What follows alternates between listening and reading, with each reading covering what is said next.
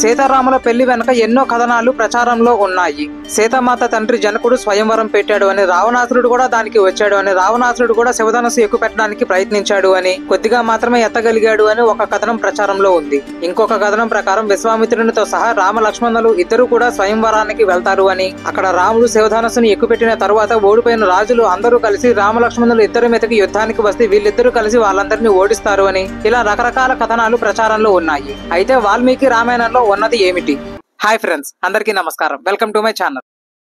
విశ్వామిత్రుడు జనక మహారాజు దగ్గరికి రామలక్ష్మణులను ఇద్దరిని తీసుకువెళ్తాడు. శివధనుసుని చూస్తారని తీసుకువచ్చాను, ఒకసారి చూపించు అని విశ్వామిత్రుడు జనక మహారాజుకు చెబుతాడు. శివధనుసుని తీసుకురావాల్సిందిగా జనక మహారాజు ఆదేశించి శివధనుసు గురించి ఇలా చెబుతాడు. శివధనుస్సు శివుడిది. ఒకానొక సందర్భంలో మా పూర్వీకులలో ఒకడైన దేవరాతుడు అనే మహారాజుకి ఈ శివధనుసుని కొంతకాలం మీ దగ్గర ఉంచండి అన్నట్టు ఇచ్చారు. దానిని మేము పూజించుకుంటూ వస్తున్నాము. ఒకసారి నేను యజ్ఞం చేయడానికి భూమిని దున్నుతుంటే ఒక చిన్న పిల్ల దొరికింది.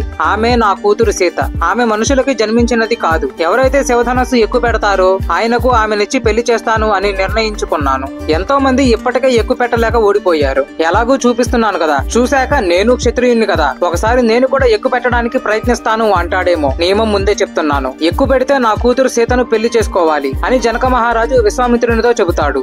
5,000 మంది ఆ శివధనస్సు ఉన్న చక్రాల పెట్టిని లాక్కొస్తారు. విశ్వామిత్రుడు రామలక్ష్మణులు అందరూ కూడా దానిని చూస్తారు. ఇప్పటికే ఎంతో మంది ఎక్కువ పెట్టలేకపోవడంతో జనక మహారాజు ఇది ఎవరు చేయలేరు అన్న ఒక ఫీలింగ్ వస్తుంది. దాంతో ఒక పిల్లవాడు ఎలా ఎత్తుతాడు అన్నట్టు అర్థం వచ్చేలా మాట్లాడతాడు. అప్పుడు విశ్వామిత్రుడు ఆ ధనస్సుని చూడమంటాడు. రాముడు ధనస్సు చూసి ఉత్సాహం వచ్చి విశ్వామిత్రుడి దగ్గరకు వెళ్లి ఒకసారి ముట్టుకుంటాను, తర్వాత ఎక్కువ పెడతాను అని ఆశీర్వాదం తీసుకుని వెళ్లి ఆ శివధనస్సుని ఎక్కువ పెట్టే పనిలో పొల్ల విరిచినట్టు దానిని విరిచేస్తాడు. అలా విరిగిపోయేటప్పుడు వచ్చిన శబ్దానికి అందరూ కళ్ళు తిరిగి పడిపోతారు. నిలిచి ఉన్నది విశ్వామిత్రుడు, రామలక్ష్మణులు, జనక మహారాజు, ఈ నలుగురు మాత్రమే.